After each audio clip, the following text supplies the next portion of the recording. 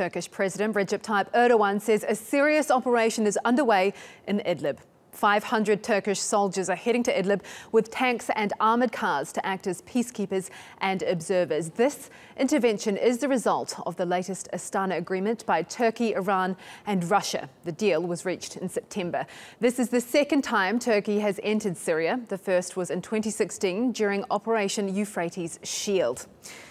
Let's talk a little bit now about what the brokered agreement will do. Under the agreement, Russia, Turkey and Iran will set up 4 de-escalation zones in Syria, mainly in rebel-held areas. The Turkish army will provide security and allow aid into the safe zone. The area has seen infighting between rival Syrian opposition groups for control. TRT World's Turkey political correspondent Andrew Hopkins explains how this deal came off. Allahu Akbar. This is the aftermath of an airstrike in Idlib, an area that's still being fought over by Syria's regime and different opposition groups, and now the site for one of 4 de-escalation zones. They were agreed by Turkey, Russia and Iran at talks in Astana, areas where fighting should stop and aid be allowed in. We think that creating de-escalation zones will halt the bloodshed and stabilize the situation in Syria, enhancing the trust of all sides. But in Idlib there's a problem. This whole area has been taken over by Hayat at-Tahrir al-Sham, which includes the former Syrian branch of Al-Qaeda.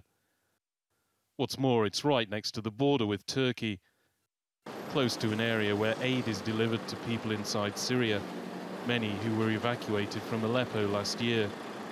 It's also on a supply route to other opposition groups. Now Turkey has to decide its best way forward. I think since the beginning we are not talking about a full-fledged military intervention here. What we're talking about mostly is Turkey sending peacekeeping monitoring force, a limited number.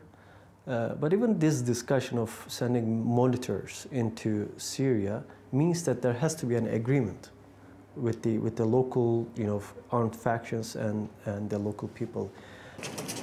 Turkey already has troops inside Syria. It's taken control of an area next to its southern border to drive out Daesh and the YPG. Now it will be involved in patrolling the de-escalation zone in Idlib. Idlib provides another dilemma for the Turkish military: how to continue to help people still desperately in need, but also remove an organisation that's seen as a major threat to peace inside Syria. And with troops committed elsewhere in the country, the Turkish government has some difficult decisions to make. Andrew Hopkins, TRT World, Ankara. Turkish President Recep Tayyip Erdogan has just said, and I quote, "We are now in the process of taking further steps towards securing Idlib after expanding the Euphrates Shield operation." There is now a serious operation underway in Idlib.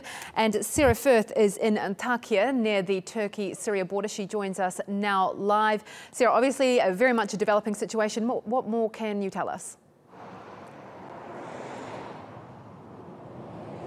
It is. Well, over the last couple of weeks, we've been here in this border area in the Hatay province, and we've been witnessing the Turkish military build-up. There's a secure Turkish military area some 3 kilometres from the Turkish-Syrian border, very close to where we are right now. That's where we've seen convoys of military vehicles over the past couple of weeks gathering. And as you just said, President Erdogan speaking today at that political party conference, saying that this operation is going to be a step further than that Euphrates Shield operation that was Turkey's military intervention in Syria that ended back in March of this year. So it does now seem that that operation is underway. As you said, a very developing situation. But just to give you an idea of how important this is for Turkey, where I'm stood right now is on the Turkish side of the border. You've got just behind me here the border wall, and on the other side of that you're looking at Syria. So that's how close this area is. That's how concerned we know Turkey's been about the rise of some of these